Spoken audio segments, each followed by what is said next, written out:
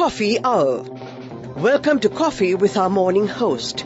We broadcast a host of programs like current topics, newspaper headlines, and music on Radio Sri Lanka. Tune in every weekday from 7 to 8 a.m.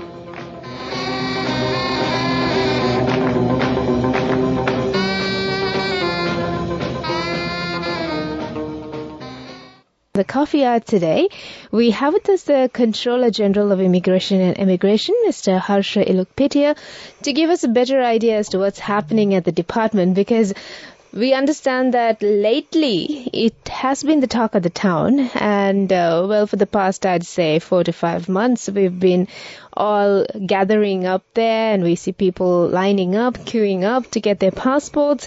So first and foremost, a very good morning to you, Mr. Harsha Ilukpitiya. Good morning to you.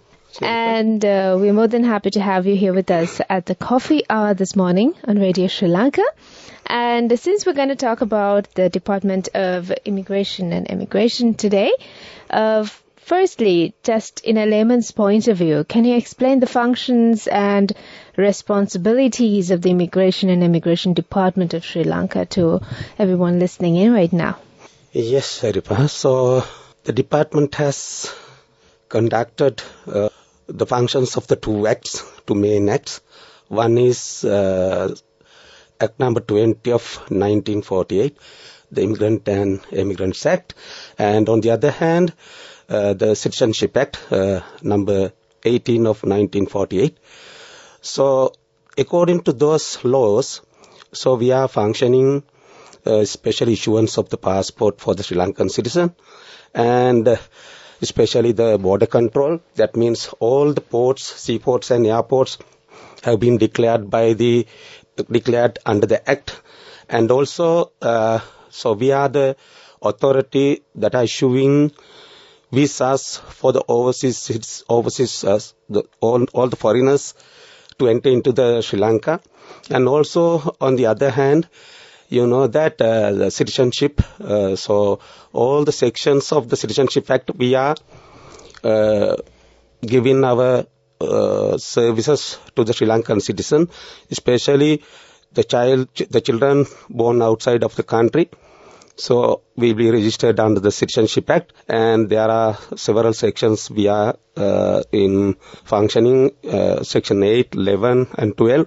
Also, we are the authority to issue the dual citizenship also. Exactly. So apart from issuing passports to locals, there's a lot more happening at the department. So that's like what the department does in a nutshell, isn't it? So you mean that the recently, so we are try to issue a passport by getting the application online. Mm-hmm. So you know that last few months, so there are a lot of people gathered to the department. So the demand for the passport go up, and also there are so many corruptions, giving bribes around the department.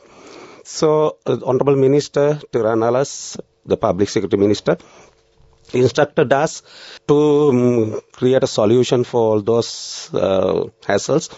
So in that case, so we are, as a department, we prepared new system to get the application through online.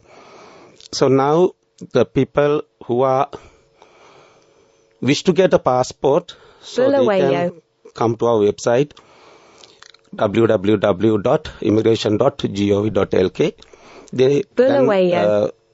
They can apply a passport through online and make the payment, upload the documents, especially the birth certificate and the identity card, and then they have to go, they can select the divisional secretariat office, which we have already equipped around the island for 51 divisional secretariat office.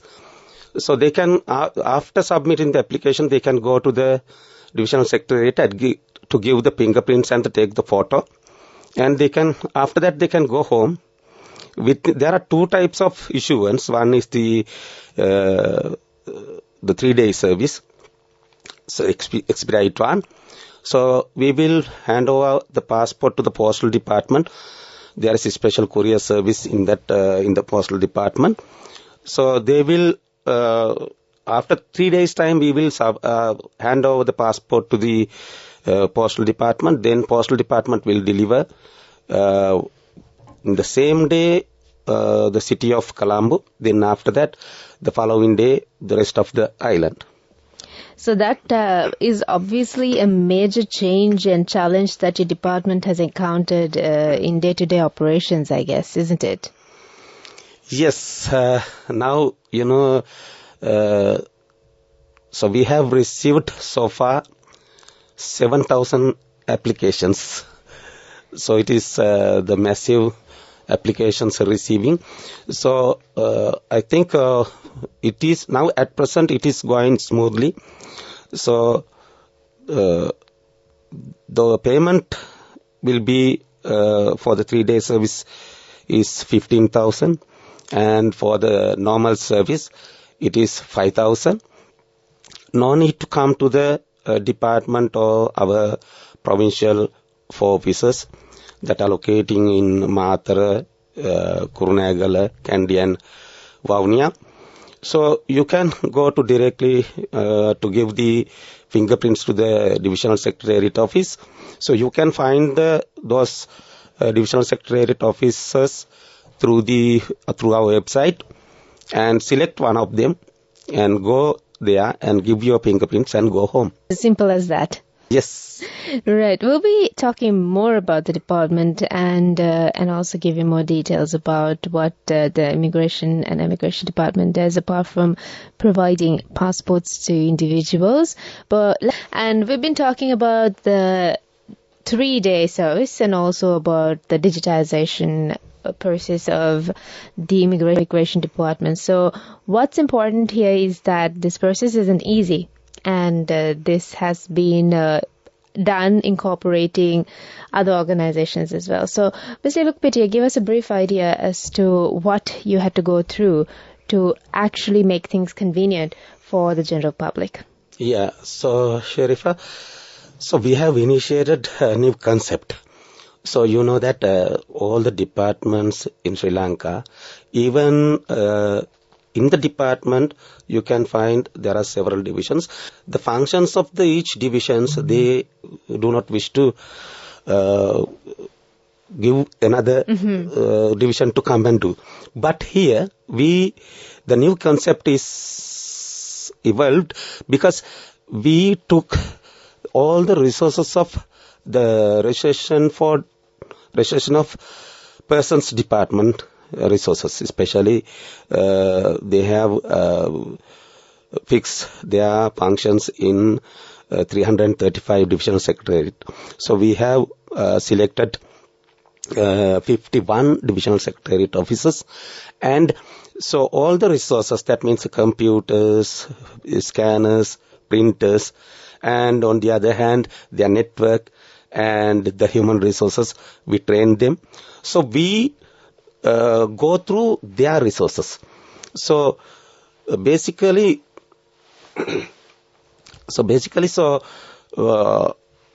use all the resources of the Department of Registration Persons resources. All the people can go to the sub offices in divisional secretariat office that are belong to the Department for Registration of Persons. So previously the Commissioner General of the Department of Registration Persons is Mr. Vyani Gunatilaka. Now he is our secretary. The present Commissioner General is Mr. Pradeep Substantri. They helped us. So they give their resources to us. So we share. So only the things that we fix, the fingerprint machines and 2 cameras in that offices. Okay. Apart from that, we did nothing. So they help us to do the thing. Isn't this like a very good example for all the institutions in the country, government institutions in the country, to incorporate or probably join hands and work together isn't it? Yes, definitely.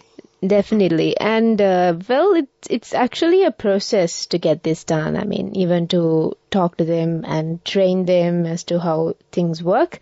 So how long did this take? So, the proposal for introducing online system for the issuance of passport, that means getting application through online, I think it was around 2020. But there are so many discussions going on. So at that stage, so they try to establish a new office in divisional secretariat office. To do that, you know that there are a lot of investments need to do, because we need to buy computers, printers, scanners, and we need to recruit the people, that means the officers, to do that. So that's why so those discussions were going on. So finally we go through the Department of Registration Persons and use their resources, and now I think all the officers in the divisional secretariat that are connected to the Department of Registration Persons, they are doing well. You know that the day before yesterday, we got around 7,000 applications. So, wow. Yeah, so the people go to the division secretary to give the fingerprints, and they need to get the photos. So all are doing very smoothly. And that's good news to everyone out there. So how are the people receiving it? They are also doing their part conveniently, isn't it? Yes, definitely. Definitely. So let's go back in time and talk a little bit about what caused this major thing of, queuing up to get passports, and then ended up in, having to wait for your passport for a very long time. And there was like a major demand, isn't it? Yes, Sharifa. So you know that there was a huge economic crisis in Thailand. So people thought that to get away from this crisis, the only thing, they need to go out of the country and find a job. To do that, the most important thing is to get the passport. Basic requirement, I'd Yes, say. the basic requirement. So on the other hand, so people thought that there may be a scarcity of passports. Those kind of rumors going here on, yeah. And someone thought that the prices of the passport will go up. Such kind of rumors, so they create a big demand for the passport. You know that it is not easy to handle such kind of a demand, because we have the capacity to issue the passport in one-day service around 2,500. But the demand is for 5,000. So in that time, so we have to handle that the huge demand. So we create the queue system. That means make an appointment online and get the passport.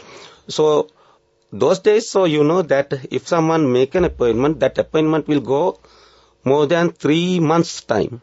So someone need to get an appointment, but it will be in 3 months time. So even someone want to get a passport in one-day service, he has to wait 3 months time.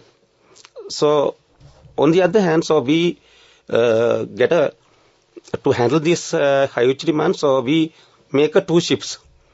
One shift in the morning and the another shift in the evening. So we recruited or we get the assistance of the nearest officers, the officers to the department, and we create our human resources big and give the services to the public. So meanwhile, we identified that there is the reduce in demand in March. So we stopped issuing the appointments. So that was at that time. So May 17th, the last day of issuance of the appointment. So we closed it on that time. So then after that, on the 17th of the March, so the demand drastically go down. And now we introduce all the good management practices to the department. You know that at present, so we apply the first in first out system. So all the people who come to department can get a token at the starting point. Then they can sit down the staying area. So they can find their numbers in the board. Then they can go to the counter. We show their number and their photo in the screen. Then easily they can go to the counter and hand over the application and give the fingerprints and make the payment. Then they can come out within, I think, half an hour time. So after that, we will now issue in passport within 2 hours. So these days, we are issuing around 1,000 applications for one-day service and 500 for the normal service. Wow, that's quite a lot. Many people wanting to go abroad, and some of them obviously for reasons of, like you mentioned, there are rumors going around, so they need to get their passport sorted, is what they feel. So we can't stop people from telling rumors, can we? So if someone is living abroad and their passport has expired, let's say, so what steps should they take to obtain a new passport? The present system is, Sharifa, so they need to go to the embassies, all the missions around the world, the Sri Lankan missions. So they need to go to the mission and apply their passport through the mission. So you know that the last 6-7 months, the government of Sri Lanka closed some missions. And on the other hand, even if you think about in Italy, so there are more than 1,000 kilometers the Sri Lankans have to come to the mission. So all those things are, so after they apply the passport through the mission send those documents through the diplomatic mail bag to the foreign ministry. Then foreign ministry delivered that mail bag to our department. Then we make the passport and we send the both passport to the foreign ministry, and the foreign ministry will deliver the passport through the diplomatic mail bag to the missions all over the world. So that process will be has taken more than, I think, around 3 months' time. So some of the Sri Lankans lost their job even. Because of that process. Without having the passport on time. So we now try to introduce that we are applying here locally. We try to introduce that system to the Sri Lankans who are living in overseas. Right. So even they get an opportunity to apply online and then leave their fingerprint at probably the embassy or the High Commission in their respective country, is it? No. Nothing like that. We are not taking the fingerprints of people living abroad. So you know, Sharifa, so we have introduced the getting fingerprints in 2015, the November. So almost now it is 8 years ago. So 8 years have gone. So the thing is this. So we get the application online as we get in local. Yeah. So after that, they need to make the payment online, and we try to get the photo through their mobiles. Okay. So you know that the international standards maintained by the International Civil Aviation Organization, that means we called it ICAO. So according to the standards of ICAO, we get a photograph. That is standards. So after getting that standards, so that photograph will be converted to the biometric. So we can identify the person who is having previously the Sri Lankan passport. So after that, through that we identify who are the person that applies the passport. So after that, so we will registered all the courier service in Sri Lanka, with us, and we signed a MOU with them. So they introduced few officers from their side. We registered them, and we gave our identity card to them to enter into our premises. So after that, so we prepared the passport and we handed over to the courier service that the applicant selected. So then that courier service can send the passport to the applicant directly through their service.